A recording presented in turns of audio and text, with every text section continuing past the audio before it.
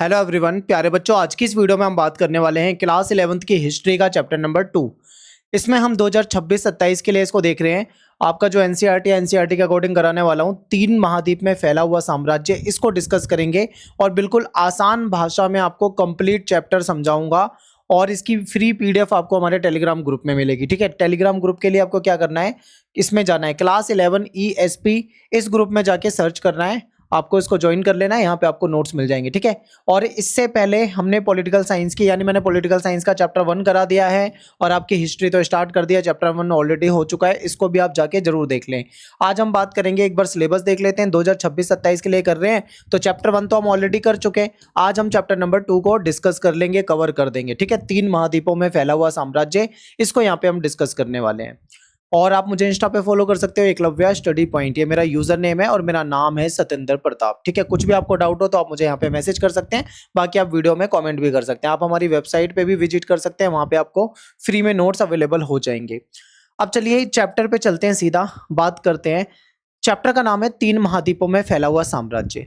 तो सबसे पहले हमको ये पता होना चाहिए कि भाई महाद्वीप क्या होता है, तभी तो हम 3 महाद्वीप पे जाएंगे, आगे की बात करेंगे।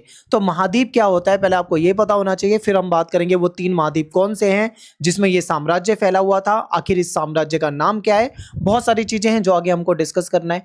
तो देखिए, महाद्वीप जो होता है वो समुद्र के बीच में, महासागरों के बीच में ऐसा भूखंड यानी ऐसा भूमि का टुकड़ा होता है जिसमें कई सारे देश हो जाते हैं। ठीक है, कई सारे देश स्थित होते हैं, यानी ये जमीन के ऐसे बड़े बड़े टुकड़े हैं जिसमें बहुत सारे देश आ जाते हैं और महासागरों से घिरे होते हैं, तो इनको हम महाद्वीप कहते हैं। ठीक है, एक बार आप मेरे पीछे देखिए, ये वर्ल्ड का मैप है, यानी ये विश्व का मानचित्र है। तो देखिए, ये एक महाद्वीप है, इसको बोलते हैं नॉर्थ अमेरिका। ठीक है, ये उत्तर अमेरिका महाद्वीप है। फिर ये दूसरा महाद्वीप है, ये से दक्षिण अमेरिका बोलते हैं, यानी ये साउथ अमेरिका है।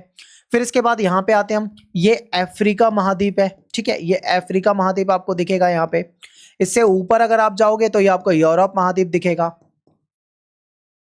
और इधर आते हो तो ये आपको एशिया महाद्वीप दिखाई देता है। ठीक है, और यहाँ पे आपको ऑस्ट्रेलिया महाद्वीप दिखाई दे रहा है। अगर आप यहाँ पे ध्यान से समझ पा रहे हैं तो आपको ये समझ में आ रहा होगा कि ये जो है ये क्या है, ये सारा वाटर है, यानी कि पानी है। ठीक है, यानी समुद्र से, महासागरों से घिरे हुए भूमि के टुकड़े हैं ये, और इन भूमि के टुकड़ों में ये इतने बड़े होते हैं, साइज में इतने विशाल होते हैं कि इसमें बहुत सारे देश आ जाते हैं। ठीक है, यानी बहुत सारे देश आ जाते हैं। जैसे मैं आपको एग्जांपल ले लेता हूं एशिया का। आप सभी जानते हैं हमारा जो भारत देश है वो एशिया में स्थित है। अब एशिया में क्या केवल भारत ही आता है या और भी देश आते हैं? तो बहुत सारे देश आते हैं। एशिया में भारत भी आता है और भारत के पड़ोसी देश जो हैं, जैसे आप उसमें आप चीन को देखते हो, पाकिस्तान को देखते हो। ठीक है, आप ये नेपाल हो गया, भूटान हो गया, म्यांमार हो गया, ये सब देश हमारे पड़ोसी देश हैं, ये सारे एशिया में आते हैं। यानी कि कहने का मतलब है महाद्वीप जमीन के वो बड़े बड़े टुकड़े हैं जिसमें बहुत सारे देश आ जाते हैं। ठीक है, तो ये हमने महाद्वीप को समझ लिया। अब बात करते हैं महाद्वीप क्या है। ये हम समझ चुके हैं कि महाद्वीप समुद्र के बीच में ऐसा भूखंड यानी भूमि का टुकड़ा है जिसमें बहुत सारे देश स्थित होते हैं। ठीक है, तो ये 7 महत्वपूर्ण महाद्वीप हैं। इन 7 महाद्वीपों को एक बार आप यहाँ पे देख लीजिए। अब हमको ये समझना है कि आखिर हमें उन 3 महाद्वीपों पे चलना है जिसके ऊपर अपना ये चैप्टर बेस्ड है। तो आखिर वो 3 महाद्वीप कौन से महाद्वीप हैं जिसके बारे में हम इस चैप्टर में पढ़ेंगे। ठीक है, तो सबसे पहला है यूरोप महाद्वीप, दूसरा है एशिया महाद्वीप, तीसरा है अफ्रीका। ठीक है, यानी ये 3 महाद्वीप, इन 3 महाद्वीपों में फैला हुआ ये साम्राज्य था और इसको हम कहते हैं रोमन साम्राज्य। ठीक है, यानी हमारा जो चैप्टर है वो रोमन साम्राज्य के ऊपर है, जिसमें हम रोमन साम्राज्य को विस्तार से पढ़ेंगे और इन 3 महाद्वीपों में फैला हुआ ये साम्राज्य था। ठीक है, तो चलिए अब थोड़ा सा और अच्छे से डिटेल में समझते हैं। तो रोमन साम्राज्य जो था, शुरुआत होती है रोम से। इटली में एक शहर है रोम, वहां से शुरुआत होती है और फिर धीरे धीरे धीरे धीरे वो साम्राज्य इतना बड़ा होता जाता है कि वो 3 महाद्वीपों में फैल जाता है। यानी कि ये यूरोप वाले हिस्से में, उत्तर यानी अफ्रीका में उत्तर वाले हिस्से में, और एशिया में पश्चिम वाले हिस्से तक ये जो आपके साम्राज्य था, एम्पायर था, ये रोमन एम्पायर यहाँ तक फैल चुका था। ठीक है, इसी को हमें इस चैप्टर में डिस्कस करना है। तो इस चैप्टर में हम क्या क्या डिस्कस करेंगे उसको समझ लेते हैं। तो इसमें हम बात करेंगे रोमन साम्राज्य की। तो रोमन साम्राज्य को किन किन राजनीतिक ताकतों ने संवारा है, कौन सी वो राजनीतिक ताकतें हैं जिन्होंने रोमन साम्राज्य को संवारा है, इसको डिस्कस करेंगे। फिर यहाँ पे सामाजिक समूह कौन से थे जिसमें ये विभाजित था, इसको डिस्कस करेंगे।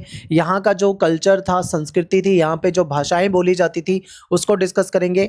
फिर स्त्रियों की जो कानूनी स्थिति थी, यानी जो महिलाएं थी, महिलाओं की क्या स्थिति थी, इसको डिस्कस करेंगे। इनकी जो अर्थव्यवस्था होती थी उसमें दास जो होते थे, दास प्रथा, उनका जो श्रम यूज किया जाता था, उनसे जो मेहनत करवाई जाती थी, काम कराया जाता था, इसको डिस्कस करेंगे। फिर यहाँ पे जनता को क्या स्वतंत्रता उपलब्ध थी या नहीं थी उपलब्ध, इसको डिस्कस करेंगे। फिर 5वीं शताब्दी या उसके बाद के समय में पश्चिम में साम्राज्य जो था कैसे छिन्न भिन्न हो गया था और कैसे पूर्वी आधे भाग में ये साम्राज्य बना रहा, यानी कि 2 हिस्सों में ये साम्राज्य बट गया था, पूर्वी और पश्चिमी। एक हिस्से से साम्राज्य खत्म हो गया लेकिन दूसरे हिस्से में ये साम्राज्य बना रहा। तो इसको भी हम डिस्कस करेंगे, यानी कि ये सारे के सारे टॉपिक जो आप देख रहे हो, ये सब टॉपिक हमको इस चैप्टर में डिस्कस करना है। ठीक है, 1 घंटे से बड़ा ये लेक्चर होगा तो बहुत ध्यान से आपको देखना है, एक एक चीज को समझते हुए चलना है। ठीक है, तो सबसे पहले बात कर लेते हैं हम रोमन इतिहास की जानकारी के प्रमुख स्रोत, यानी जो हम रोमन साम्राज्य के बारे में चैप्टर में पढ़ेंगे, डिस्कस करेंगे। तो हमें रोमन इतिहास के बारे में जानकारी मिलती कहाँ से है, यानी वो कौन से सोर्सेज हैं, वो कौन से स्रोत हैं जिससे हमें रोमन साम्राज्य की जानकारी मिलती है, इसको यहाँ पे हम डिस्कस करेंगे और डिटेल में समझेंगे। ठीक है, बहुत इंपॉर्टेंट चीजें मैं आपको यहाँ पे बताने वाला। तो चलिए समझते हैं सारे टॉपिक को अच्छे तरीके से। अब बात करते हैं कि जो हमें कहाँ से पता लगता है रोमन साम्राज्य के इतिहास के बारे में, यानी अपने को स्रोत बताने हैं। ठीक है, तो देखिए इतिहासकार जो है, हिस्टोरियन जो है, इनके पास जो स्रोत सामग्री है, ठीक है, इसका एक विशाल भंडार है, यानी बहुत सारा, मतलब इनको भंडार मिला है, कंटेंट है इनके पास, जहां से ये रोमन साम्राज्य के बारे में, उसके इतिहास के बारे में जानकारी निकालते हैं। ठीक है, तो इतिहासकारों ने क्या करा, इसको 3 कैटेगरी में यानी 3 वर्गों में इन्होंने विभाजित कर दिया, 3 हिस्सों में बांट दिया। ठीक है, अब वो 3 हिस्से कौन से हैं, जैसे कि पाठ्य सामग्री जिसको पढ़ा जा सकता है, ठीक है, प्रलेख या दस्तावेज जो डॉक्यूमेंट रहे हैं रोमन साम्राज्य से संबंधित, ये डॉक्यूमेंट भी हैं। फिर भौतिक अवशेष, कुछ अवशेष मिले हैं, अवशेष में आपके जैसे मूर्ति आ जाएंगी, पत्थर आ जाएंगे, ठीक है, या कोई मान लो सिक्का मिल जाए, कोई बर्तन मिल जाए, कोई खंडहर मिल जाए, ठीक है, कोई भी चीज मतलब जो रोमन साम्राज्य में यूज की जाती थी, अगर वो खुदाई में, उत्खनन में या कैसे भी प्राप्त हुई है तो वो सब भौतिक अवशेष में आ जाता है। ठीक है, तो इसी को हम आगे डिस्कस करेंगे।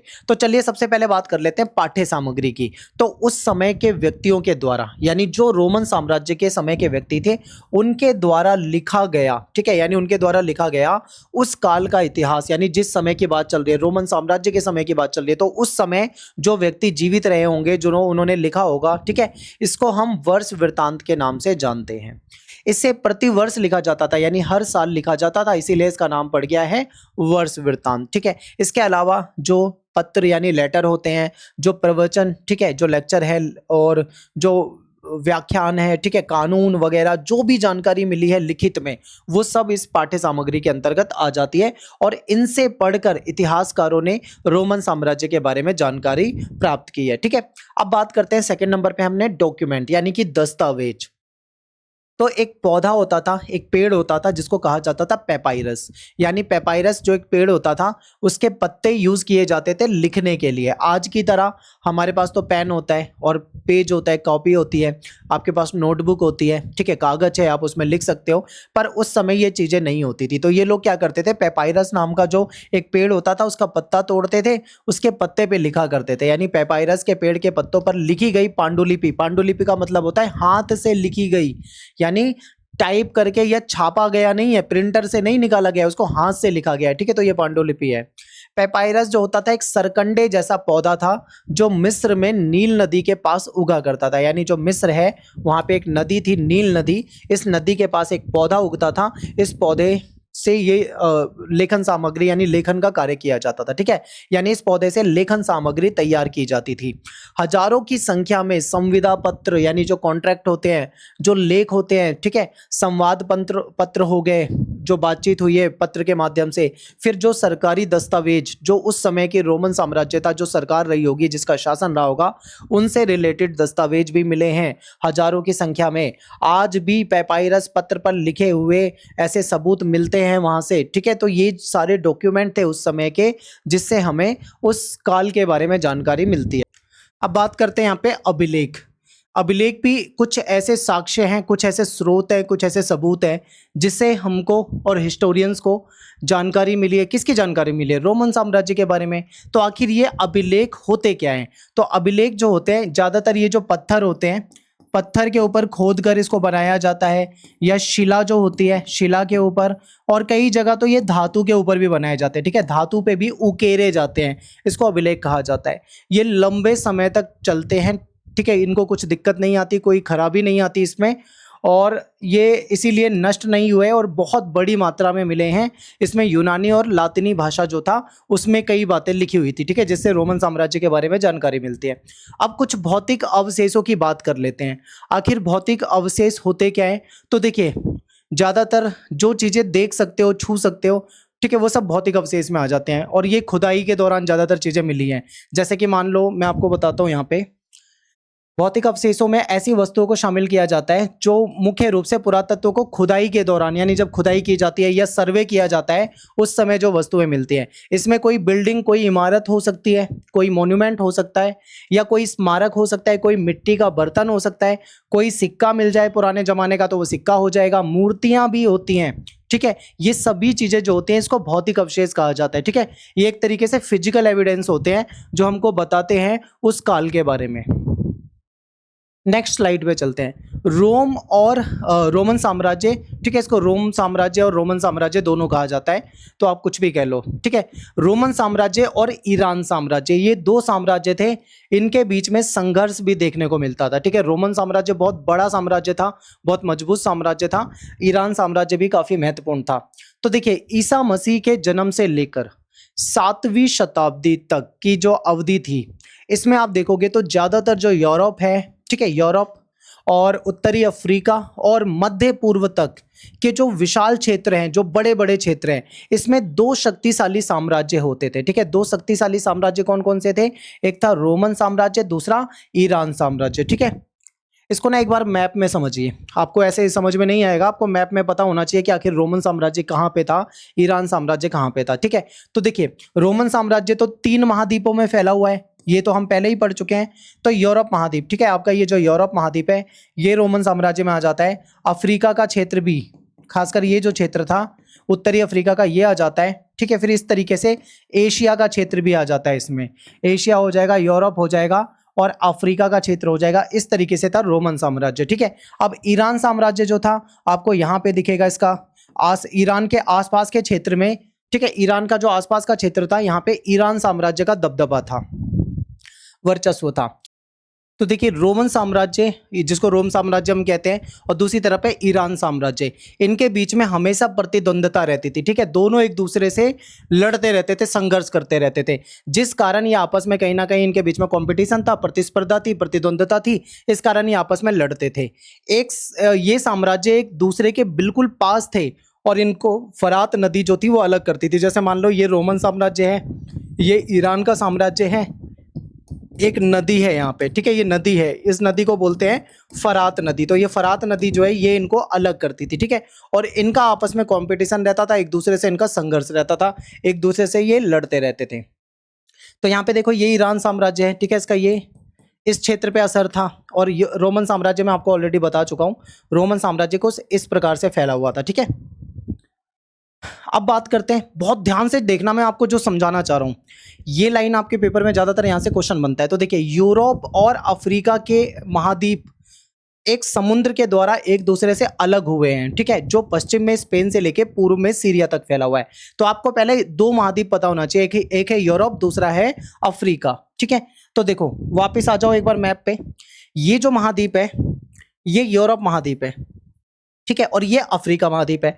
तो यूरोप महाद्वीप और अफ्रीका महाद्वीप के बीच में ये एक आपको समुद्र दिखाई दे रहा है। ठीक है, ये आपको जो पानी है, वाटर दिखाई दे रहा है, इसको भूमध्य सागर कहा जाता है वैसे। तो ये समुद्र से ये क्या होते हैं, अलग होते हैं। ठीक है, और पश्चिम में स्पेन से लेके पूर्व में सीरिया तक ये फैला हुआ है। ठीक है, वापिस आओ, देखो एक बार दोबारा से देखो मैप, यहाँ पे मैं अगर आपको समझाऊं तो ये जो है ये भूमध्य सागर है। मैंने मैप को ना थोड़ा बड़ा कर दिया है तो आपको यहाँ पे और अच्छे से समझ में आएगा। ठीक है, ये अफ्रीका है और ये ऊपर का यूरोप है, और ये जो है ये भूमध्य सागर है। ठीक है, इसको मेडिटेरियन सी कहा जाता है।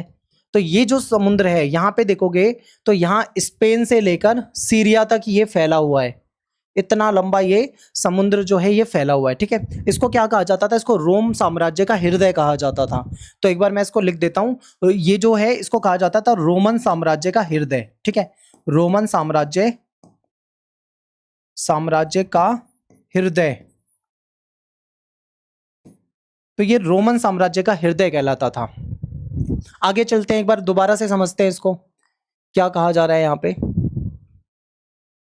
तो देखिए, यूरोप और अफ्रीका महाद्वीप जो है एक समुद्र के द्वारा एक दूसरे से अलग होते हैं, ये हमने देख लिया है। स्पेन से लेके पूर्व में सीरिया तक फैला हुआ है और इसको भूमध्य सागर कहा जाता है, जो कि रोमन साम्राज्य का, ठीक है, ये उन दिनों रोम साम्राज्य का हृदय कहलाता था। रोम का भूमध्य सागर और उसके उत्तर दक्षिण दोनों दिशाओं में कहीं ना कहीं प्रभुत्व रहता था, वर्चस्व रहता था, ठीक है। तो ये हमने समझ लिया है, बिल्कुल सिंपल है। तो ये रोम साम्राज्य का हृदय, इसके उत्तर और दक्षिण दोनों जगह पे रोमन साम्राज्य का क्या रहता है, दबदबा रहता है, चाहे आप अफ्रीका वाले हिस्से में देख लो, चाहे आप यूरोप वाले हिस्से में देख लो, ठीक है। आगे चलते हैं।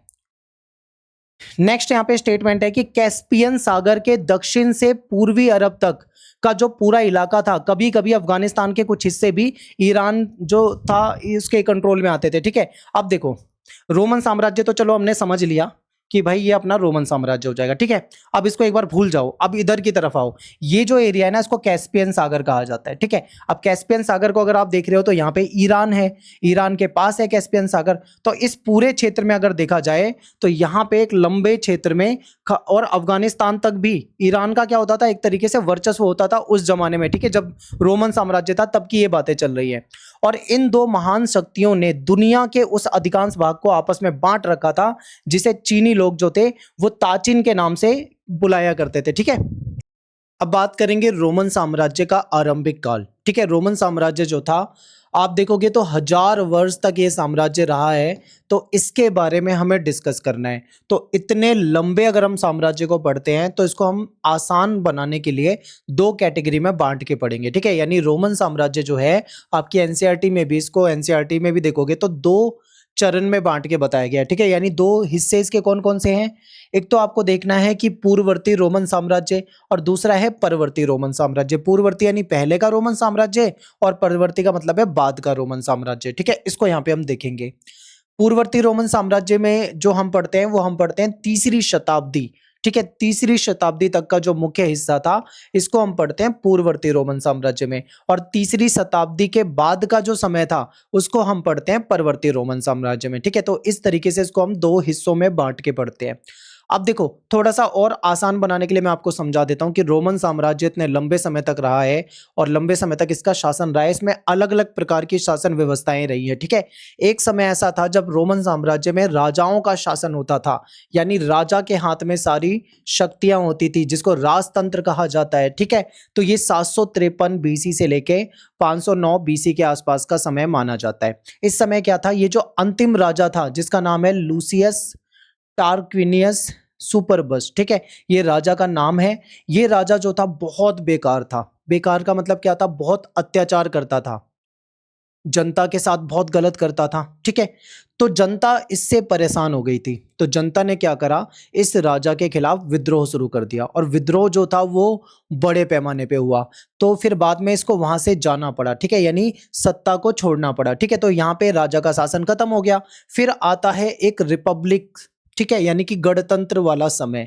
तो यहाँ पे जब राजा का, अब राजा के पास पावर नहीं है, अब यहाँ पे जो पावर है वो सीनेट के पास है, ठीक है। यानी सीनेट नामक जो संस्था होती थी ये शासन व्यवस्था को देखती थी, इनकी मदद के लिए काउंसिल भी होती थी, ठीक है। और जो आम सभा है, असेंबली वगैरह वो सब थी, यानी कि मिलकर शासन होता था सीनेट के द्वारा। फिर ये समय रहा। इसके बाद एक समय ऐसा आया अंतिम वर्षों में, देखें 27 बीसी के आसपास, तो गणतंत्र भी बहुत कमजोर हो गया था। फिर वापस से सम्राट के हाथ में सत्ता चली जाती है, ठीक है, यानी सम्राट आते हैं और उन्होंने शासन चलाना शुरू करा। तो लास्ट के समय को हम दो हिस्सों में बांटते हैं, एक तो हम पढ़ते हैं ये वाला पश्चिमी रोमन साम्राज्य को, और दूसरा है पूर्वी रोमन साम्राज्य, क्योंकि पश्चिमी रोमन साम्राज्य जो था वो कमजोर हो गया था और एक समय में खत्म हो गया था, ठीक है। लेकिन जो पूर्वी रोमन साम्राज्य है ये लंबे समय तक चलता रहा, यानी कि 1453 एडी तक ये चलता रहा, ठीक है। तो इस तरीके से हमने इसको बांट लिया, इसको समझ लिया। अब आपके एनसीईआरटी में इतना डिटेल में नहीं है, लेकिन थोड़ा सा बस आपको ये याद रखना है। अब बात करते हैं आरंभिक काल यानी पूर्ववर्ती चरण। तो रोमन साम्राज्य में रिपब्लिक यानी ये जो गणतंत्र काल था, ये एक ऐसी शासन व्यवस्था थी जिसमें असली जो सत्ता होती थी यानी पावर जो होती थी वो सीनेट के हाथ में होती थी। ठीक है, सीनेट क्या है ये आपको समझना है। तो सीनेट एक संस्था है। सीनेट क्या है? एक संस्था है जिसमें जो अमीर परिवार के लोग होते हैं वो इसमें कहीं ना कहीं उनका वर्चस्व होता है, यानी अमीर परिवारों के लोग सीनेट के मेंबर होते हैं और उनका बहुत वर्चस्व होता है। ठीक है, और ये अभिजात भी कहलाते हैं। अभिजात कौन सा वर्ग होता है? अभिजात वर्ग वो वर्ग होता है जिसमें अमीर लोग होते हैं, ठीक है, ताकतवर लोग होते हैं, पैसे वाले लोग होते हैं, वर्चस्व वाले लोग होते हैं, जो सत्ता के करीब होते हैं, ऐसे लोग होते हैं। तो ये था गणतंत्र अभिजात वर्ग की सरकार का शासन सेनेट नामक संस्था के माध्यम से चलाया जाता था। ठीक है, गणतंत्र काल जो है ये 509 ईसा पूर्व से लेके 27 ईसा पूर्व तक इनका जो शासन था ये चला था। ठीक है, और 27 ईसा पूर्व में जूलियस सीजर जो थे ये मतलब तानाशाह बन रहे थे। इन्होंने तानाशाही शुरू कर दी थी, तो इनको समाप्त कर दिया गया, इनको मार दिया गया। और उसके बाद सत्ता में आते हैं ऑक्टेवियन। ठीक है, ये इनके उत्तराधिकारी होते हैं ऑक्टेवियन, और इन्होंने ऑगस्टस के नाम से शासन किया था। यानी इन्होंने तख्ता पलट करा, सत्ता अपने हाथ में ले ली और ऑगस्टस के नाम से इन्होंने क्या करा, वहां पे शासन चलाना शुरू कर दिया। ठीक है, आपने ऑगस्टस, आपने जो आप मंथ नेम पढ़ते हो, जनवरी, फरवरी, मार्च, अप्रैल, ठीक है, उसमें एक महीना आता है अगस्त। तो अगस्त महीना जो है ये नाम इसी राजा से आया है। ठीक है, ये जो ऑगस्टस राजा थे इन्हीं से हमारे कैलेंडर में अगस्त नाम रखा गया इनके सम्मान के लिए। ठीक है, तो इसने शासन चलाया यहाँ पे, और ऑक्टेवियन इसका नाम था, लेकिन शासन ऑगस्टस के नाम से चलाया करता था। ऑक्टेवियन जो है ये ऑगस्टस के नाम से शासन चलाता है। तो कई बार पेपर में आप ये मत कंफ्यूज हो जाना कि ऑगस्टस और ऑक्टेवियन अलग अलग है, ऐसा मत समझना। ठीक है, दोनों एक ही व्यक्ति हैं, बस इस व्यक्ति ने इस नाम से अपना शासन चलाया था, इस नाम से ये शासक बन गया था। सीनेट की सदस्यता, मेंबरशिप जो होती थी वो लाइफ टाइम के लिए होती थी, यानी जीवन भर होती थी। उसके लिए जन्म की अपेक्षा किस चीज पे ज्यादा ध्यान दिया जाता था? धन यानी पैसा। ठीक है, धन, प्रतिष्ठा, पद, इस पे ज्यादा महत्व दिया जाता था। फिर पहले सम्राट ऑगस्टस जो थे, इन्होंने 27 एडी में जो राज्य स्थापित किया था इसको प्रिंसिपेट के नाम से भी जानते हैं। ठीक है, अब यहाँ पे हमने दो चीज पढ़ी, एक तो ऑक्टेवियन था, इसने सत्ता अपने हाथ में ले ली थी। ठीक है, ऑक्टेवियन, इसने किस नाम से शासन चलाया था? ऑगस्टस के नाम से शासन चलाया था। इसके शासन को क्या कहा जाता था? इसके शासन को प्रिंसिपेट के नाम से भी जानते हैं। तो ये तीनों में आपको कंफ्यूज नहीं रहना है। ठीक है, इसके शासन को हम प्रिंसिपेट के नाम से भी जानते हैं। ऑगस्टस जो था उसका एक छत्र शासन था। एक छत्र शासन का मतलब है सब कुछ उसके हाथ में था, सारी पावर उसके हाथ में थी। सत्ता का वास्तविक स्रोत जो था वही था, यानी वो डिसीजन लेता था और वही डिसीजन सबको मानने पड़ते थे। ठीक है, सारी पावर उसके हाथ में थी। लेकिन फिर भी इस कल्पना को जिंदा रखा गया कि केवल एक नागरिक यानी एक प्रमुख नागरिक शासन नहीं चला रहा, वो निरंकुश शासक नहीं है, यानी अपने आप को वो निरंकुश नहीं बता रहा है। निरंकुश का मतलब समझ रहे हो? जब एक ही आदमी के हाथ में पावर आ जाए, उसके पास सारी पावर हो, तो वो कहीं ना कहीं निरंकुश हो जाता है, तानाशाह हो जाता है। वो किसी के साथ कोई भी डिसीजन ले सकता है, ठीक है, कुछ भी कर सकता है, अपनी मनमानी चला सकता है। तो ऐसे शासक को हम निरंकुश कहते हैं। लेकिन उसने ये बोला नहीं नहीं, मैं निरंकुश शासक नहीं हूं, हालांकि डिसीजन वही ले रहा है, सारी पावर उसके हाथ में है, लेकिन नाम मात्र के वो लिए वो सीनेट को सम्मान प्रदान करने के लिए ऐसा कहता था, यानी सीनेट को ऐसा बुरा ना लगे। ठीक है, सीनेट की उतनी चलती नहीं थी जितनी राजा की यहाँ पे शासक की चलती थी, सारी पावर उसके हाथ में थी, लेकिन वो सीनेट को दिखाना चाह रहा था। सीनेट एक ऐसी संस्था थी जिसने उन दिनों जब रोम रिपब्लिक होता था यानी गणतंत्र होता था, उन दिनों सत्ता पे सीनेट का पूरा कब्जा रहता था, यानी सीनेट ने पूरे डिसीजन लिए थे, सारा कब्जा उसी का था, वही शासन चलाती थी। अब बेचारे सीनेट संस्था के हाथ से वो सत्ता जा चुकी है। ठीक है, अब असली पावर जो है वो ऑगस्टस यानी ये जो सम्राट है उसके हाथ में है। फिर रोम में सीनेट संस्था का अस्तित्व जो था वो कई शताब्दियों तक रहा, यानी अस्तित्व रहा, पावर उसकी कम हो गई। सीनेट ऐसी संस्था थी जिसने उन दिनों जब रोम में एक रिपब्लिक गणतंत्र होता था, इस समय सत्ता पे कंट्रोल किया था और कई शताब्दियों तक ये अस्तित्व में रही थी। सेम चीज आ गई है दोबारा, हम इसको आगे चलते हैं। सीनेट एक ऐसी संस्था थी जिसमें कुलीन और अभिजात वर्ग, ठीक है, यानी कि कुलीन मतलब वही होते हैं जो पैसे वाले ताकतवर लोग हो, अभिजात वर्ग में वही आते हैं, और रोम के जो धनी परिवार के जो परिवार के लोग थे उनका प्रतिनिधित्व था। यानी सीनेट संस्था में सारे जो अमीर लोग थे, ताकतवर लोग थे, पैसे वाले लोग थे, वही होते थे। ठीक है, लेकिन बाद में क्या हुआ, इसमें इतावली मूल यानी इटालियन जो लोग थे, जमींदार जो थे, उसको भी शामिल कर लिया गया। ठीक है, यानी बाद में इटालियन जमींदार भी सीनेट के साथ हो गए। रोम के इतिहास की ज्यादा पुस्तकें यूनानी और लातिनी में मिले, यानी रोम के इतिहास की जो ज्यादातर किताबें मिलती हैं हमको यूनानी और लातिनी भाषा में मिलती हैं।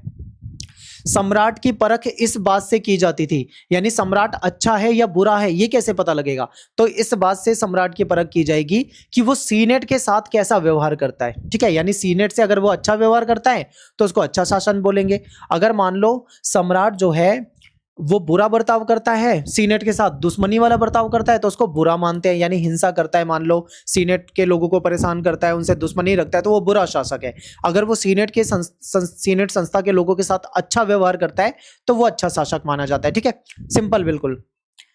कुछ सेनेटर गणतंत्र युग में लौटने के लिए तरसते थे, क्योंकि गणतंत्र युग था, उस समय में जो सेनेटर थे सत्ता इनके हाथ में होती थी, जैसा मर्जी वैसा डिसीजन ये लिया करते थे। अब बेचारे तरस रहे हैं क्योंकि अब इनके हाथ से पावर जा चुकी है। सेनेट तो है, नाम के सेनेटर रह गए हैं, असली ताकत तो राजा के हाथ में है, मतलब सम्राट के हाथ में है।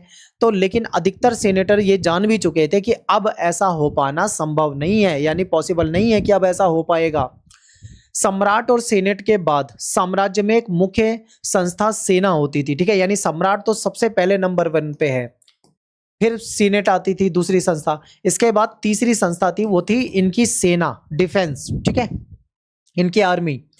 फारस जो है यहाँ पे बलात् भर्ती वाली सेना थी, बलात् भर्ती मतलब जबरन जो भर्ती किए जाते हैं। लेकिन रोम में एक व्यावसायिक सेना होती थी। व्यावसायिक सेना मतलब ऐसे सैनिक है जिनकी प्रॉपर भर्ती होगी, ऐसे सैनिक है जिनको रेगुलर वेतन मिलेगा, ऐसे सैनिक है जिनका पर्टिकुलर एक टाइम पीरियड पे इनको काम करना होगा। ठीक है, तो ऐसे सैनिक यहाँ पे होते थे, वेतन भोगी होते थे, व्यावसायिक सेना होती थी। ठीक है, अब बलात् भर्ती वाली सेना कौन सी होती है, यानी जिसमें कुछ वर्ग या समूहों के जो अडल्ट होते हैं, पुरुष होते हैं, उनको कंपलसरी सेना में सेवा करनी पड़ती थी, चाहे उनका मन हो सेना में काम करने का या उनका मन ना हो, लेकिन फिर भी इनको क्या करना पड़ता था, उस पर काम करना पड़ता था जबरन। ठीक है, एक तरीके से कंपलसरी था, हर किसी को करना ही है, तो इसको बलात् भर्ती कहा जाता था। अब रोम की सेना की बात करते हैं, तो जो रोम है या रोमन साम्राज्य, इसकी सेना की बात करते हैं। तो रोम की सेना अगर हम बात करें तो उसमें प्रत्येक सैनिक को वेतन दिया जाता था, यानी सैलरी पे रखा गया था। कम से कम 25 वर्ष तक उनको सेवा करनी होती थी। ठीक है, 25 साल तक वो सेना में रहेंगे। वेतन भोगी सेना का होने का मतलब है कि रोमन साम्राज्य के अपनी खास विशेषता है, यानी उस उतने प्राचीन समय में इसके पास एक बड़ी सेना थी, और वो भी वेतन भोगी सेना, यानी पूरा एक सिस्टम था इनके पास जो आज के समय में होता है। ठीक है, फिर सेना में चौथी शताब्दी तक 6 लाख सैनिक थे। कितने सैनिक थे? 6 लाख सैनिक थे इनके पास, और उसके पास निश्चित रूप से सम्राटों का भाग्य निर्धारित करने की शक्ति होती थी। तो सेना बहुत ताकतवर थी, सेना रोमन साम्राज्य की कमजोर नहीं थी, आपको याद रखना है। ठीक है, आगे चलते हैं। अब बात करते हैं सम्राट, सीनेट और सेना, जिसके बारे में हम बात कर चुके हैं। तो सैनिक बेहतर सेवा और वेतन के लिए आंदोलन करते थे। कई बार क्या होता था, जो सैनिक होते थे वो आंदोलन कर देते थे, ठीक है, सम्राट के खिलाफ, कि भाई हमको अच्छी सैलरी चाहिए, नहीं तो हम काम छोड़ देंगे। ठीक है, वो आंदोलन कर देते थे। यदि सेनापति और सम्राट द्वारा सैनिकों की मांग नहीं मानी जाती, मान लो सेनापति नहीं मांगता है, सम्राट उनकी मांग को नहीं मानता, तो ये आंदोलन जो था ये विद्रोह का रूप ले लेता था। सैनिक विद्रोह कर देते थे, लड़ाई झगड़ा भी करने लग जाते थे। ठीक है, सीनेट एक ऐसी संस्था है जो सेना से घृणा करती थी। यानी देखो, सीनेट जो है वो सेना को पसंद नहीं करती थी, और ये सेना से डरती भी थी, क्योंकि सैनिक जो होते थे वो हिंसा कर देते थे, मारपीट देते थे। ठीक है, इसलिए ये इनसे घृणा करते थे, इनसे डरते भी थे। जब सरकार को अपने बढ़ते हुए सैन्य खर्चों को पूरा करने के लिए भारी कर लगाने पड़े, तब तनावपूर्ण परिस्थिति सामने आई। यानी जब सरकार ने क्या करा, सरकार के ऊपर सेना का खर्चा बढ़ रहा था।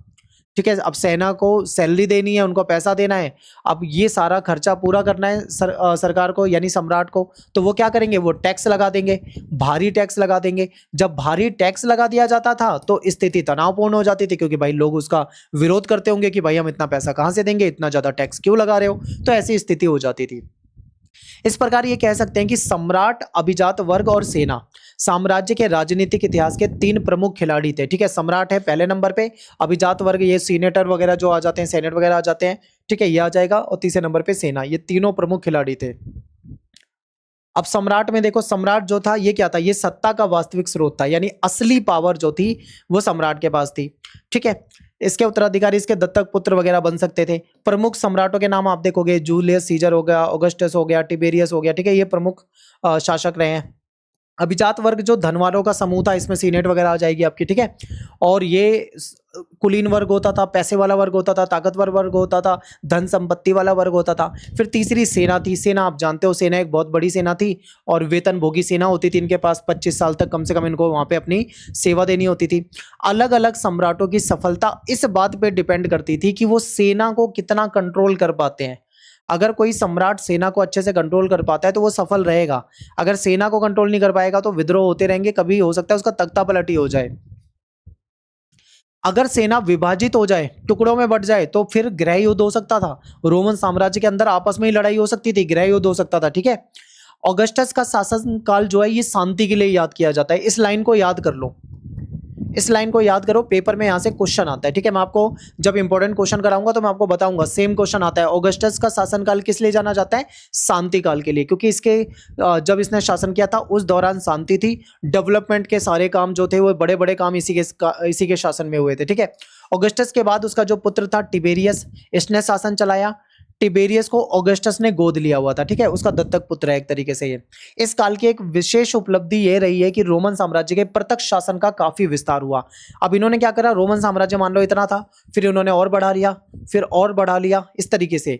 इसके लिए अनेक आश्रित राज्य को रोमन साम्राज्य में मिला लिया गया। यानी आश्रित राज्य वो राज्य थे जो रोमन साम्राज्य पर डिपेंडेंट होते थे, ठीक है। यानी आश्रित राज्य ऐसे थे, ऐसे स्थानीय राज्य थे जो कहीं ना कहीं रोमन साम्राज्य पे, रोम पे आश्रित होते थे, डिपेंडेंट होते थे। तो उनको क्या करा इन्होंने, अपने में ही मिला लिया और रोमन साम्राज्य को बड़ा बना दिया। रोम को भरोसा था कि ये शासक अपनी सेनाओं का प्रयोग रोम के समर्थन में करेंगे और बदले में रोम ने उनका अलग अलग अस्तित्व भी स्वीकार कर लिया था, ठीक है। यानी कि रोम को भरोसा था कि जिसको ये अपने में शामिल कर रहे हैं, जो शासक हैं, ये कहीं ना कहीं, ठीक है, अपनी सेना का प्रयोग करेंगे रोम के समर्थन में, रोम को सपोर्ट देंगे हमेशा। बदले में रोम जो था उनको अलग अलग अस्तित्व स्वीकार कर लेता था, ठीक है, तुम इस क्षेत्र में शासन कर रहे हो, हम एक्सेप्ट करते हैं, कोई दिक्कत नहीं है, लेकिन जब हमें जरूरत पड़े तो अपनी सेना लेके हमारे साथ हमेशा तैयार रहना, ठीक है। तो ये होता था। दूसरी शताब्दी के प्रारंभिक वर्षों तक जो राज्य फरात नदी के पश्चिम, ठीक है, पश्चिम में पड़ते थे, उन्हें भी रोम के द्वारा हड़प लिया गया। फरात नदी के पश्चिम वाले इलाके भी इन्होंने हड़प लिए। ये बहुत समृद्ध नगर होते थे, ठीक है। एग्जाम्पल के लिए हेरोड के राज्य से प्रतिवर्ष 54 लाख दिनारियस के बराबर इनकी आमदनी होती थी। उस अमीर क्षेत्र को इन्होंने कब्जा लिया। दिनारियस रोम का चांदी का सिक्का होता था जिसमें लगभग 4.5 ग्राम विशुद्ध चांदी होती थी, ठीक है। और ये बहुत महत्वपूर्ण है, याद रखना है आपको। दिनारियस सिक्का जो है बहुत इंपॉर्टेंट है, पेपर में यहाँ से आपके शॉर्ट क्वेश्चन भी पूछा जाता है, ठीक है। तो देखिए कुछ इस टाइप का सिक्का होता था, आप यहाँ देख सकते हैं मेरे पीछे। और देखिए ये जो वीडियो बना रहा हूँ ना मैं, ये एनसीईआरटी से बना रहा हूँ, ठीक है। तो आपके सभी बोर्ड में काम आएगी, CBSE, RBSE, MP, UP, Bihar, Jharkhand, UK, HBSC, state board, कहीं के भी आप स्टूडेंट हो तो ये वीडियो आपके काम आएगी, क्योंकि सब जगह एनसीईआरटी चलती है, सेम सिलेबस होता है, ठीक है। आगे चलते हैं। इटली के अलावा साम्राज्य के सभी क्षेत्र प्रांतों में बटे हुए थे। यानी अगर मैं इटली की बात करूं तो इटली तो प्रांतों में नहीं बटा हुआ था, लेकिन इटली के अलावा जितने भी क्षेत्र थे रोमन साम्राज्य के, वो सब प्रांतों में बटे हुए थे, यानी छोटे छोटे हिस्सों में बटे हुए थे। और इनसे क्या वसूला जाता था? टैक्स वसूला जाता था। उसी टैक्स से यहाँ पे शासन व्यवस्था चलाई जाती थी, ठीक है। दूसरी शताब्दी में जब रोम अपने चरमोत्कर्ष पे था, यानी रोम अपने पीक पे था, सब कुछ बढ़िया चल रहा था रोमन साम्राज्य में, एवरीथिंग फाइन, आप ऐसा मान लो। उस समय अगर हम बात करें तो उस समय रोमन साम्राज्य स्कॉटलैंड से लेके आर्मेनिया की सीमाओं तक फैल चुका था। अगर हम अफ्रीका में जाते हैं तो वहां पे सहारा से फरात तक आपको ये फैला हुआ दिखेगा, ठीक है। यानी बहुत दूर दूर तक रोमन साम्राज्य इस समय में फैल चुका था, ठीक है। तो चलिए इसको देखते हैं, मैं आपको मैप में समझाता हूं, बहुत ध्यान से देखो। देखो यहाँ पे ये जो यूके है, इसके ऊपर आप आओगे तो यहाँ पे आपका स्कॉटलैंड है, ठीक है। स्कॉटलैंड को मैं यहाँ पे एस और एल लिख देता हूँ, ठीक है। स्कॉटलैंड शॉर्ट में लिख देता हूँ। अब यहाँ से लेके आर्मेनिया कहाँ पे, ये वाला हिस्सा जो है ये आर्मेनिया है, ठीक है। ये हिस्सा है आर्मेनिया, यानी इस जगह से लेके इस जगह तक ये फैला हुआ था। और अगर मैं नीचे आऊं तो यहाँ पे सहारा वाले क्षेत्र में, ये जो है सहारा, इस क्षेत्र में अफ्रीका तक ये फैल गया था। यानी रोमन साम्राज्य एक समय में बहुत बड़े क्षेत्र में फैल चुका था। दूसरी शताब्दी में देखें तो अपने पीक पे था। संपूर्ण साम्राज्य में दूर दूर तक अनेक नगर स्थापित किए गए, यानी जो साम्राज्य था इसमें दूर दूर तक बहुत सारे नगर स्थापित किए गए, जिनके माध्यम से समस्त साम्राज्य पर कंट्रोल किया जाता था, ठीक है। यानी दूर दूर तक इन्होंने क्या कर रखा था, नगर स्थापित कर रखे थे और उसी के द्वारा ये कंट्रोल कर लेते थे अपने क्षेत्र को, क्योंकि देखो बड़ा साम्राज्य था तो कंट्रोल भी जरूरी था। अब देखो ये जो मैंने अभी आप मैप में आपको बताया था ये वही क्षेत्र है, यानी इस तरीके से रोमन साम्राज्य फैल चुका था। ठीक है, अब यहाँ पे एक चीज बहुत ध्यान से देखनी है आपको, भूमध्य सागर के तट पर स्थापित, ठीक है, भूमध्य सागर के तट पर स्थापित जो शहरी केंद्र है जिसमें कॉर्थेज आ जाता है, सिकंदरिया आ जाता है, एंटियोक आ जाता है, ठीक है, तो ये जो क्षेत्र है इस पे बहुत मतलब इनका ये शहरी केंद्र होते थे रोमन साम्राज्य में, तो यहाँ पे प्रभाव था और ये इनकी साम्राज्यिक प्रणाली के मूल आधार थे, यहीं से इनका साम्राज्य चलता था। ठीक है, तो ये महत्वपूर्ण क्षेत्र थे। अब ये जो क्षेत्र है कॉर्थेज, सिकंदरिया, एंटियोक, ये पुराने जमाने के रोम वाले समय के हैं, आज ये अलग नाम से जाने जाते हैं। ठीक है, जैसे कॉर्थेज जो है आज के समय में उत्तरी अफ्रीका में ट्यूनेशिया के नाम से जाना जाता है। ठीक है, आज के समय में एंटियोक जो था उस जमाने का वो आपको आज के समय में तुर्की का जो हताए प्रांत है वहां पे दिखेगा। सिकंदरिया जो है जिसको अलेक्जेंड्रिया कहा जाता है ये आपको इजिप्ट में दिखता है। ठीक है, तो ये आपको यहाँ पे दिखेंगे, जैसे मैं आपके सामने मैप रखता हूँ। अब एक बार आपको देखना है इजिप्ट कहाँ पर है, मिस्र, सिकंदरिया ये क्षेत्र था। ठीक है, फिर ट्यूनेशिया ये वाला क्षेत्र था। ठीक है, ट्यूनेशिया कौन सा है, तो आप यहाँ पे देखोगे ये जो कार्थेज है इसको कार्थेज कहा जाता था पुराने समय में, इसको क्या कहा जाता था, इसको सिकंदरिया कहा जाता था। ठीक है, फिर इसके बाद आपके सामने है एंटियोक जो कि आपका तुर्की के हताए क्षेत्र में है, यानी ये तुर्की है इस क्षेत्र में ये होता था। तो यानी ये इनके पुराने नाम है जो आप पढ़ रहे हो, आज के समय में अलग नाम से जाने जाते हैं। इन्हीं शहरों के माध्यम से सरकार जो थी वो गांव के जो क्षेत्र होते थे, ठीक है, उस पे भी टैक्स लगाया करती थी और टैक्स पाती थी, यानी उसको टैक्स मिलता था, पैसा मिलता था, जिनसे साम्राज्य को अधिक धन संपदा प्राप्त होने लगी। इसका अर्थ क्या होता था, इसका अर्थ ये होता था कि स्थानीय जो उच्च वर्ग थे ये रोमन साम्राज्य को कर वसूली और अपने क्षेत्रों के प्रशासन के कार्य में सक्रिय सहायता देते थे। तो ये बहुत महत्वपूर्ण क्षेत्र है क्योंकि इतना बड़ा रोमन साम्राज्य का एरिया था तो हर जगह से इनको टैक्स मिल जाता था। उस टैक्स की वजह से ये बेहतरीन शासन व्यवस्था भी चला पाते थे, प्रशासन चला पाते थे। ठीक है, दूसरी ओर तीसरी शताब्दी के दौरान ज्यादातर जो प्रशासक और सैनिक अफसर थे वो इन्हीं ऊंचे वर्गों से ही आते थे। ठीक है, और ये एक नया वर्ग बन चुका था जिसको सम्भ्रात वर्ग कहा गया। अब ये सम्भ्रात वर्ग जो है ये अमीर वर्ग मान लो, ठीक है, काफी अमीर वर्ग था जो कि सेनेट के सदस्यों की तुलना में ज्यादा शक्तिशाली था। अब सेनेट से भी ज्यादा ताकतवर है ये सम्भ्रात वर्ग। ठीक है, एक नया वर्ग बन चुका है क्योंकि उसे सम्राटों का समर्थन प्राप्त था, क्योंकि सम्राट जो थे वो इनको सपोर्ट करते थे, सीनेट को उतना ज्यादा सपोर्ट नहीं करते थे सम्राट। ठीक है, जैसे जैसे ये नया समूह उभर कर सामने आया सम्राट गैलिनस ने क्या करा, सेनेटरों को सैनिक कमान से हटा दिया, यानी सम्राट नहीं चाहता था कि किसी भी मामले में सीनेट आगे जाए, यानी सीनेट को वो कमजोर बना के रखना चाहता था। ठीक है, तो उसने सैनिक कमान से हटा दिया। इस नए वर्ग के उदय को इसने और मजबूत करा। सम्राट गैलिनस जो था वो सेनेटर जो है सेनेटरों को सेना सेवा करने और वहां पे पहुंच रखने पे पाबंदी लगा दी, यानी गैलिनस ने बोल दिया कि कोई भी सेनेटर यानी सेनेट का कोई भी मेंबर ना तो सेना में शामिल होगा, कोई सेवा देगा सेना में, और ना सेना तक पहुंच रखेगा। पूरी तरीके से क्या कर दिया, बैन कर दिया। ठीक है, यानी ये क्या कर रहा है, सीनेट को कमजोर बना रहा है। गैलिनस नहीं चाहता था कि साम्राज्य का कंट्रोल जो है किसी भी प्रकार से सेनेटर के हाथ में जाए, क्योंकि सेनेटर जो है उसने गणतंत्र युग में लंबे समय तक शासन व्यवस्था को देखा है, ठीक है, चलाया है, तो ये नहीं चाहता है कि वापिस से सत्ता उसके पास चली जाए। नेक्स्ट पे चलते हैं। अब यहां से शुरू होती है एक बिल्कुल अलग ही कहानी। तो देखिए दूसरी शताब्दी में रोम जो था बहुत बेहतरीन था, रोमन साम्राज्य शांति का काल माना जाता था, डेवलपमेंट बहुत हुआ था। लेकिन तीसरी शताब्दी का काल जो है वो रोमन साम्राज्य के लिए अच्छा नहीं माना जाता, ये बुरा समय था। बुरा समय यानी कि यहाँ पे बहुत सारी प्रॉब्लम्स आ गई। क्या क्या प्रॉब्लम्स आई उसको भी आगे हम विस्तार से डिस्कस करेंगे। ठीक है, तो देखिए पहली और दूसरी शताब्दी शांति और समृद्धि और आर्थिक विस्तार के लिए जानी जाती है रोमन साम्राज्य में। लेकिन जो तीसरी शताब्दी है ना ये कहीं ना कहीं तनाव का संकेत देते हैं, यानी कि रोमन साम्राज्य के अंदर तनाव देखने को मिलता है। इस समय प्रॉब्लम क्या आ रही थी, एक्चुअल में प्रॉब्लम समझो। देखो क्या हो रहा था, 225 एडी यानी ईस्वी के आसपास देखें तो ईरान से जो ससानी वंश था, ईरान का ससानी वंश था, ये बार बार आक्रमण कर देता था। किस पे, रोमन साम्राज्य पे। अब ईरान का ससानी वंश जो है बार बार रोमन साम्राज्य पे आक्रमण कर रहा है, जिसकी वजह से रोमन सैनिक मारे जाते हैं, रोमन साम्राज्य के लोग मारे जाते हैं, और कहीं ना कहीं रोमन साम्राज्य कमजोर तो पहले ही हो रहा था तो उसको और ज्यादा नुकसान हो रहा था। ठीक है, केवल 15 साल के अंदर तेजी से फरात नदी की दिशा में ये फैलने लगा था। और ये ससानी वंश जो था बहुत ज्यादा अत्याचारी था, ठीक है। जहां पे भी मतलब रोमन लोग दिखे, रोमन सैनिक दिखे, उनको मारना शुरू कर देते थे ये। अब देखो ये बहुत इंपॉर्टेंट है, समझिए। 3 भाषाओं में खुदा एक शिलालेख मिला है, जिसमें ईरान का एक राजा था, शासक, जिसका नाम था शापुर प्रथम। याद रखना, ईरान का राजा था, उसका नाम था शापुर प्रथम।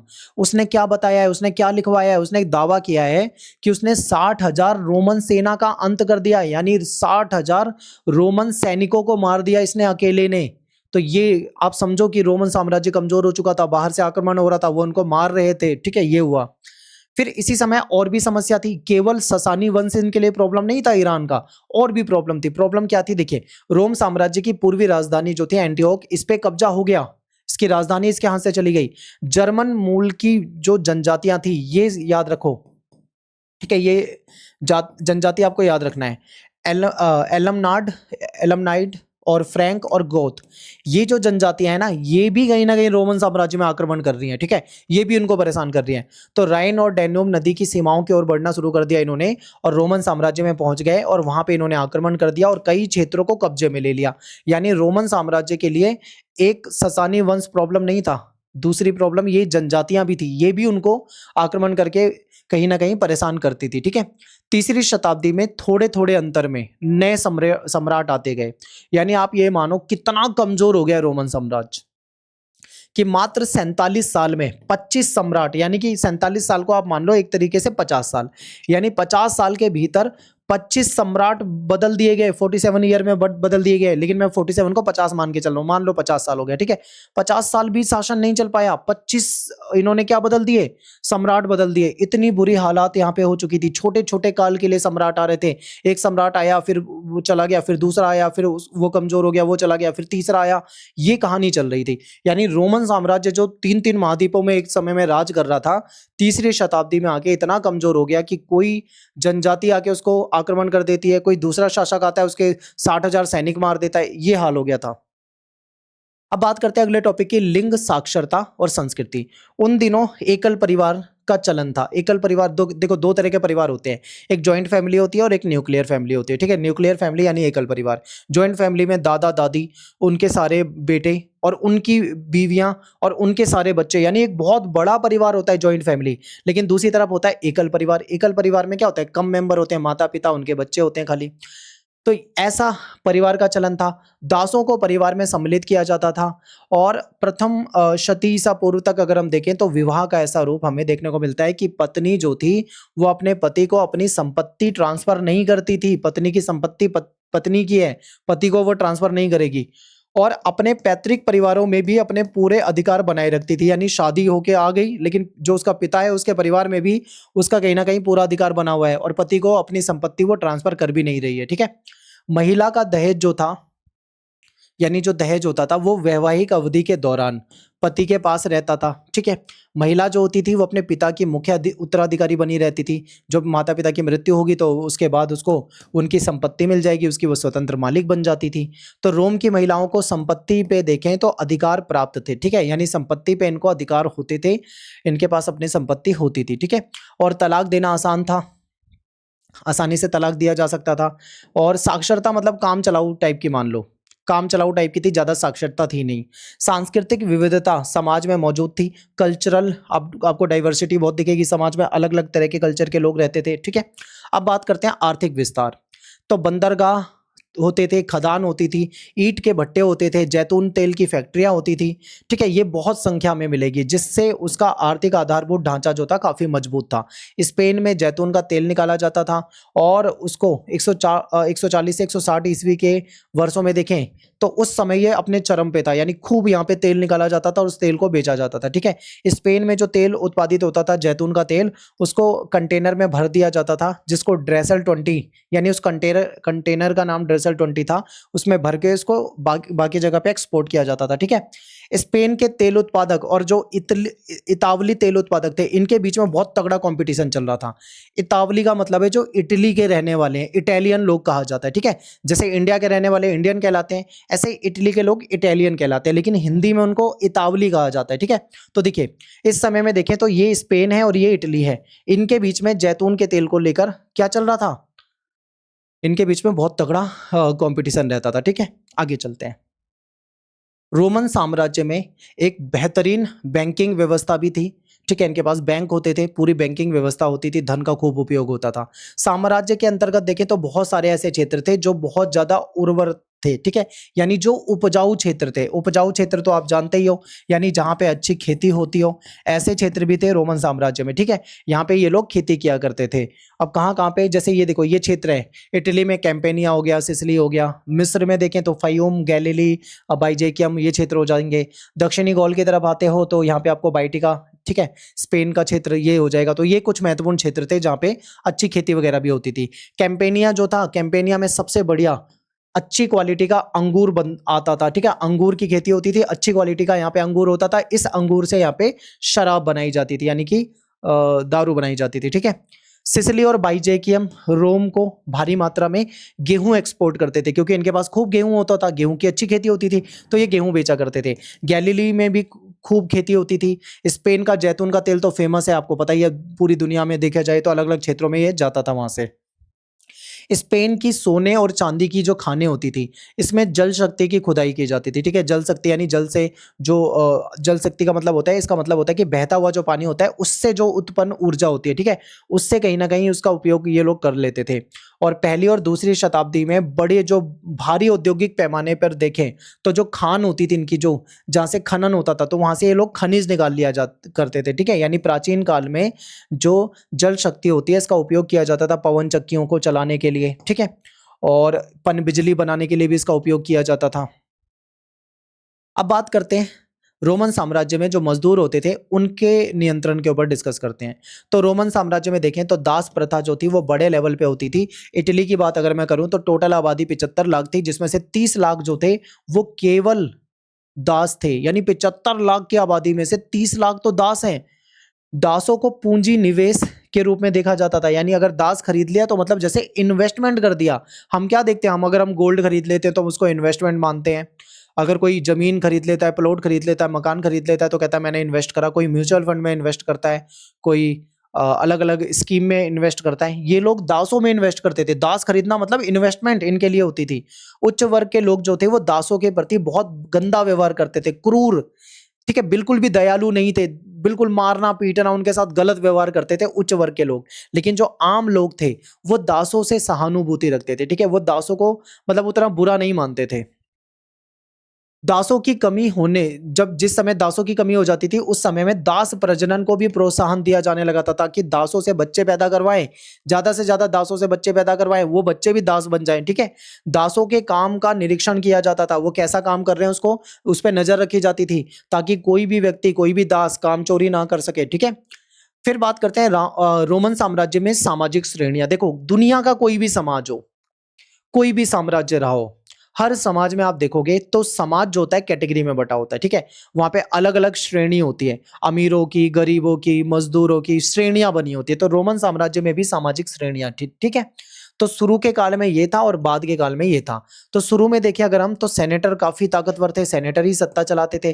फिर अश्वरोही आ जाते थे, फिर उनके नीचे सम्मानित वर्ग हो गया, फिर निम्नतम वर्ग हो गया, और दास जो थे वो सबसे निचले थे, यानी दास को सबसे नीचा माना जाता था प्रारंभिक राज्य में। अब परवर्ती काल में देखें तो दास अभी भी सबसे नीचे है। यहाँ पे सबसे ज्यादा पावर किसके पास आ गई है, सम्राट के पास आ गई है, क्योंकि अब सेनेटर तो है नहीं यहाँ पे, सेनेटर तो नाम क्या है, सेनेटर के पास वो पावर है नहीं, सम्राट ही सब कुछ चलाता है। इसके बाद अभिजात वर्ग हो गया, जो एक सम्राट वर्ग आया था, फिर एक मध्यम वर्ग भी बन चुका था, एक निम्नतम वर्ग था, और दास थे। ठीक है, तो इस तरीके से समाज जो था वो श्रेणियों में यानी कैटेगरी में हमारा बटा हुआ था। ठीक है, रोमन साम्राज्य की बात कर रहा हूं मैं। अब बात करते हैं परवर्ती काल में, चौथी शताब्दी के प्रारंभिक भाग में जो कॉन्स्टेंटाइन प्रथम था, ये एक राजा था। ठीक है, कॉन्स्टेंटाइन प्रथम एक शासक था। इसके शासनकाल से अगर हम देखें तो कुछ नई चीजें आपको देखने को मिलेगी। इसने ईसाई धर्म को महत्व दिया, ईसाई धर्म को राज धर्म बनवा दिया। ठीक है, तो ये ईसाई धर्म का संरक्षक के रूप में भी जाना जाता है। तो देखिए, पहले दो समूह, एक तो सेनेटर है, दूसरा नाइट यानी योद्धा है। ठीक है, ये इकट्ठे हो गए और इन्होंने एक अभिजात वर्ग बना दिया, यानी सेनेटर प्लस जो नाइट थे यानी जो योद्धा थे ये आपस में मिल गए और एक नया अभिजात वर्ग बन चुका था, ठीक है। परवर्ती रोमन अगर हम देखें तो अभिजात वर्ग अत्यधिक धनवान था, यानी इस समय के जो रोमन में जो रोमन साम्राज्य में जो अभिजात लोग थे बहुत पैसे वाले लोग थे, लेकिन कई तरीकों से ये विशुद्ध सैनिक सम्राट वर्ग से कम शक्तिशाली होते थे, ठीक है। यानी कि जो सम्राट वर्ग है वो इनसे फिर भी काफी ऊपर था। मध्यम वर्गों में देखें तो नौकरशाही और सेना की सेवा से जुड़े हुए लोग रहा करते थे। लेकिन इसमें अगर हम देखें तो जो सौदागर हैं, जो मतलब बिजनेस करते हैं, जो चीजों को बेचते हैं, और जो व्यापारी लोग हो गए और जो किसान लोग हैं, ये भी निम्नतम वर्ग की तरफ आते हैं, ठीक है। फिर उनसे नीचे भारी संख्या में निम्नतम वर्ग के लोग आ जाएंगे इनसे नीचे, और इनको निम्नतम वर्ग कहा जाता था। ग्रामीण मजदूर जो थे वो भी शामिल थे इसमें। औद्योगिक या खनन का जो काम करने वाले लोग थे, जो प्रवासी मजदूर होते थे, ठीक है, जो अनाज या जैतून की फसल की कटाई करने का काम करते थे, जो उद्योगों में काम करा करते थे, वो सब इस वर्ग में आ जाते थे। और परवर्ती साम्राज्य में देखें तो प्रथम 3 शताब्दियों से प्रचलित चांदी पे आधारित मौद्रिक प्रणाली अपनाई गई थी, यानी जो इनकी करेंसी होती थी वो चांदी की करेंसी होती थी, चांदी के सिक्कों का ये लोग इस्तेमाल किया करते थे, ठीक है। क्योंकि बाद में क्या होता है, स्पेन स्पेन की खान में चांदी मिलनी बंद हो गई, अब इनके पास आ गया चांदी का संकट। अब जब चांदी बची नहीं इनके पास, चांदी का संकट आ गया, तो अब सिक्के कहां से बनाएंगे भाई? अब सिक्के इनके पास, जब चांदी नहीं होगी तो सिक्के कहां से बनाओगे? तो चांदी के सिक्के चलते थे, तो फिर वहां पे चांदी के सिक्के रोक दिए गए, ठीक है। फिर आता है कॉन्स्टेंटाइन। अब कॉन्स्टेंटाइन जो था, इसने क्या करा, इसने सोने के सिक्के चला दिया। उसने बोला चांदी नहीं है तो कोई बात नहीं, अपने पास सोना बहुत है, ठीक है, तो गोल्ड के कॉइन चला दिए इन्होंने। और पूरा काल में, यानी बाद में भी देखें तो भारी मात्रा में सोने के सिक्के प्रचलन में थे, यूज में आते थे वहां पे। यहां पे देखें तो नौकरशाही में जो बड़े बड़े पदों पे काम करने वाले लोग थे, जो मध्यम वर्ग के लोग थे, जो धनी लोग थे, इनको जो वेतन मिलता था, सैलरी मिलता था, वो गोल्ड कॉइन के रूप में मिलता था, यानी उनको कॉइन दिए जाते थे, ठीक है। अब इनके पास पैसा खूब होता था, तो ये लोग क्या करते थे, ये जमीन खरीद लेते थे उस पैसे से और जमीन में इन्वेस्टमेंट कर देते थे। साम्राज्य में भ्रष्टाचार बहुत फैला हुआ था। न्याय प्रणाली और सैन्य आपूर्ति के प्रशासन में देखें तो जो बड़े बड़े अधिकारी होते थे, जो गवर्नर होते थे, ये बहुत लूट करते थे, ठीक है। जनता को लूटना, खसोटना, लालच करना, ठीक है, इसके लिए फेमस थे। यानी इतना बुरा हाल था, इतना बुरा हाल था, इतना भ्रष्टाचार था, जनता को लूटा जाता था। जो बड़े बड़े अधिकारी थे वो सब इस चीज में भ्रष्टाचार में शामिल थे, ठीक है। सरकार ने इस प्रकार के भ्रष्टाचार को रोकने के लिए हस्तक्षेप करा। जब सरकार को पता लगा, शासक को पता लगा कि भाई ऐसा चल रहा है, तो उसने उसको कंट्रोल करने का प्रयास किया। रोमन राज्य जो था ये तानाशाही पे आधारित था, क्योंकि भाई एक शासक है, शासक सब कुछ चलाता है। यहाँ पे असहमति दिखाना या आलोचना करना, इसको बर्दाश्त नहीं किया जा सकता। कोई अगर सरकार की आलोचना करेगा तो उसको फांसी पे टांग देंगे ये लोग। ये यहाँ पे कोई लोकतंत्र की जैसा मतलब सिस्टम नहीं है। सरकार के विरोध का जो उत्तर है, ठीक है, हिंसात्मक कार्यवाही से देती थी। अगर सरकार का विरोध करोगे तो आपको जवाब मिलेगा हिंसात्मक कार्यवाही, कोड़े बरसाई जाएंगे, जेल में डाल दिया जाएगा, फांसी पे टांग दिया जाएगा, ठीक है, ऐसे। लेकिन चौथी शताब्दी तक आते आते रोमन कानून जो था वो ज्यादा मजबूत हो गया, यानी चौथी शताब्दी में बदलाव हुआ, ये सिस्टम बदला, रोमन का कानून जो था वो मजबूत हुआ। एक प्रबल परंपरा का उद्भव यहां से होता है, एक नई परंपरा शुरू होती है जिसमें भयंकर सम्राटों पर भी एक तरीके से पाबंदी लगा दी गई। यानी जो बड़े से बड़े सम्राट होते थे, ताकतवर सम्राट होते थे, जो ज्यादा मतलब लोगों को सजा देते थे, ऐसे सम्राटों को भी इसने कंट्रोल कर दिया। तो सम्राट लोग अपनी मनमानी नहीं कर सकते, क्योंकि अब आ गया है कानून। और रोमन कानून जो था सम्राट को भी कंट्रोल करता था, ठीक है। और नागरिक अधिकारों की रक्षा के लिए कानून जो था ये प्रयोग किया जाता था, ताकि जनता के अधिकारों की रक्षा हो सके और राजा अपनी शक्तियों का दुरुपयोग ना कर पाए। अब बात करते हैं, नेक्स्ट हमारा टॉपिक है परवर्ती पुराकाल। रोमन साम्राज्य की जो अंतिम शताब्दी थी उसमें सांस्कृतिक परिवर्तन आपको नजर आएंगे। इस समय अगर हम इस शब्द की बात करें परवर्ती पुराकाल, तो ये शब्द प्रयोग किया जाता है रोमन साम्राज्य के उद्भव, उसके विकास और उसके पतन। यानी रोमन साम्राज्य की कहां से शुरुआत हुई, कैसे उसका विकास हुआ और कैसे उसका पतन हो गया, इन सारी चीजों के लिए एक शब्द यूज किया जाता है परवर्ती पुराकाल, ठीक है, जो कंप्लीट आपको रोमन साम्राज्य के बारे में इंटरेस्टिंग जो जानकारी है वो आपको देती है, ठीक है। मोटे तौर पर अगर हम देखें 4वीं से 7वीं शताब्दी तक, तो ये फैला हुआ समय है। इस समय में देखें तो बहुत सारे सांस्कृतिक और आर्थिक परिणाम हलचल हो रहा था, ठीक है, हो रहे थे समाज में, तो वो हमें देखने को मिलेगा। सांस्कृतिक स्तर पे देखें तो इस अवधि में लोगों का जो धार्मिक जीवन था इसमें बहुत सारे महत्वपूर्ण परिवर्तन हुए, जिसमें से एक था सम्राट कॉन्स्टेंटाइन के द्वारा ईसाई धर्म को राजधर्म बना देना। यानी ये जो सम्राट था इसने जो क्रिश्चियनिटी थी, ठीक है, ईसाई धर्म था, उसको राजधर्म बना दिया। यानी सबके लिए अब धर्म होगा, ठीक है, देश का धर्म यानी रोमन साम्राज्य का धर्म बना दिया। ईसाई धर्म को कानूनी मान्यता मिल गई, धार्मिक स्वतंत्रता लोगों को दी गई, ठीक है, ईसाइयों पर होने वाले अत्याचार को समाप्त किया गया। कॉन्स्टेंटाइन पहला ऐसा सम्राट बना जिसने ईसाई धर्म को संरक्षण भी दिया और इसने बड़ी बड़ी चर्च का निर्माण भी करवाया, ठीक है। तो कॉन्स्टेंटाइन ने ये सब करा। इसके अलावा उसने एक और काम करा, उसने अपनी राजधानी बदली, ठीक है। तो देखिए सम्राट कॉन्स्टेंटाइन ने मौद्रिक क्षेत्र में कुछ नए परिवर्तन करे।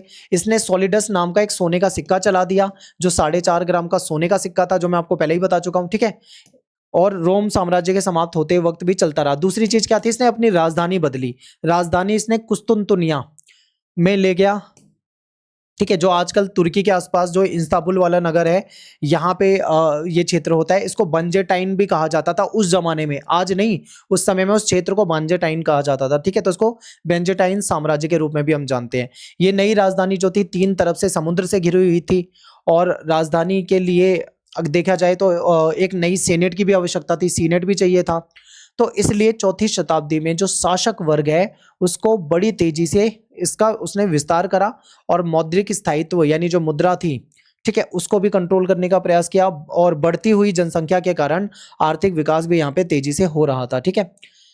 फिर उद्योग जो थे, उद्योग में देखें तो जो ग्रामीण उद्योग धंधे थे और जो व्यापार था, ठीक है, उसमें भी इन्होंने खूब पूंजी लगाई, यानी अच्छा खासा पैसा लगाना शुरू कर दिया। तेल की मीलें, शीशे के कारखाने, पेंच की प्रेस, पानी की मिलें और ऐसी नई टेक्नोलॉजी जो थी उस समय में आने लगी, और ये इसका खूब यूज़ करने लगे। पैसा जो था उसका अच्छा खासा निवेश जो था वो पूर्व के देशों के साथ भी किया जाने लगा, क्योंकि उनके साथ भाई व्यापार होता था लंबी दूरी का, तो उसके लिए भी उनको काम करना होता था, ठीक है। वहाँ पे व्यापार के लिए सड़कें बनानी थी, या मान लो व्यापार तक चीज़ों को पहुँचाना था ताकि आसानी से कम्युनिकेशन हो सके, वस्तु का आदान प्रदान हो सके, तो वहाँ पे भी इन्होंने खूब पैसे का इन्वेस्टमेंट करा। इन सभी के फलस्वरूप शहरी संपदा और समृद्धि में बहुत ज्यादा वृद्धि हुई। स्थापत्य कला के नए नए रूप विकसित हुए। भोग विलास के साधन भी भरपूर तेजी से हुए, ठीक है। यानी इस समय क्या हुआ, शहरी संपदा जो थी वो बढ़ रही थी, नई नई स्थापत्य कला आ रही थी, नई नई चीजों का निर्माण हो रहा था, लोग लग्जरी वाला जीवन जीने लगे थे। शासन करने वाले कुलीन पहले से और ज्यादा शक्तिशाली और अमीर हो चुके थे, क्योंकि खूब पैसा इनके पास भी आ गया था। तत्कालीन समाज अपेक्षाकृत अधिक खुशहाल था, यानी उस समय का समाज खुशहाल था, ठीक है। मुद्रा का व्यापक रूप से इस्तेमाल किया जाता था, करेंसी का यूज किया जाता था व्यापार के लिए, चीजों को खरीदने के लिए। और ग्रामीण संपदा यानी गांव की जो संपत्ति होती थी भारी मात्रा में सोने के रूप में लाभ कमाने लगी थी, ठीक है। अब बात करते हैं, एक और सम्राट है लास्ट, इसको इसके बाद हमारा टॉपिक खत्म हो जाएगा। इसका नाम है सम्राट डायोक्लिशियन, ठीक है, इसको समझ लेते हैं। तो कुछ महत्वपूर्ण परिवर्तन जो थे वो इस सम्राट के काल में भी हुए थे, ठीक है। सम्राट ने क्या करा, इसने देखा कि साम्राज्य जो है बहुत बड़ा हो चुका है, रोमन साम्राज्य जो था वो बहुत बड़ा साम्राज्य था। इसने ऐसा देखा, इसको महसूस हुआ कि यार इतना बड़ा साम्राज्य, इस कुछ क्षेत्र तो ऐसे हैं जिससे हमें फायदा ही नहीं हो रहा, तो ऐसे में हमें अपने साम्राज्य को छोटा करना चाहिए, ठीक है। तो इसने क्या करा, इसने देखा कि साम्राज्य का विस्तार बहुत हो चुका है, बहुत सारे प्रदेश जो है वो सामरिक दृष्टि से, आर्थिक दृष्टि से ज्यादा महत्व नहीं रखते हैं, इसलिए उसने उन हिस्सों को छोड़ दिया और साम्राज्य को थोड़ा सा छोटा बना दिया, यानी बड़े साम्राज्य को इसने छोटा बना दिया। उसने साम्राज्य की सीमा जो थी उस पर किले बनवा दिए ताकि उनकी सुरक्षा की जा सके। प्रांतों को दोबारा से पुनर्गठन किया, ठीक है, नए नए प्रांत बनाए, और सेना का कार्य और असैनिक यानी सैनिक कार्य और असैनिक कार्य अलग कर दिया। यानी ये काम सेना के होंगे और ये काम सेना के लिए नहीं होंगे, इस तरीके से उसने क्लियर कर दिया, 2 हिस्सों में काम को बांट दिया। साथ ही जो सेनापति होते थे उनको ज्यादा स्वायत्ता दे दी, ठीक है, जिससे कि ये सैन्य अधिकारी जो थे और ज्यादा ताकतवर हो गए और ज्यादा शक्तिशाली हो गए, क्योंकि उनको अधिकार जो है पहले से ज्यादा मिल चुके हैं, ठीक है। तो यहाँ पे अपना ये जो चैप्टर है ये खत्म हो जाता है। आई होप आपको अच्छे से समझ में आया होगा। ये चैप्टर काफी बड़ा है वैसे तो, पर मैंने आपको सारी वो चीजें कराई हैं जो आपकी एनसीईआरटी में से इंपॉर्टेंट है, और यहाँ से बाहर यानी इस वीडियो से बाहर आपके पेपर में कोई क्वेश्चन नहीं आएगा, ठीक है। यानी जो भी आएगा वो इस वीडियो के अंदर से आएगा, इस वीडियो के बाहर से कोई क्वेश्चन नहीं आएगा। हर एक टॉपिक मैंने काफी डिटेल में आपको यहाँ पे समझाया है और सारी चीजें करवाई है, ठीक है। बाकी मैं आपको जब इंपॉर्टेंट क्वेश्चन कराऊंगा आपके एग्जाम से पहले, तब आपको सारे चैप्टर के क्वेश्चन भी मिल जाएंगे, आपको पता लग जाएगा कि पेपर में कैसे क्वेश्चन आते हैं, ठीक है। बाकी मैंने आपके अभी थोड़े दिन पहले ही मैंने क्या करवाया था, मैंने PYQ करवा रखे हैं, यानी कि प्रीवियस ईयर के क्वेश्चन पेपर का सॉल्यूशन करवा रखा है, तो आप वो भी देख सकते हो, जिससे आपको पता लग जाएगा कि पेपर में आखिर क्वेश्चन किस टाइप के पूछे जाते हैं।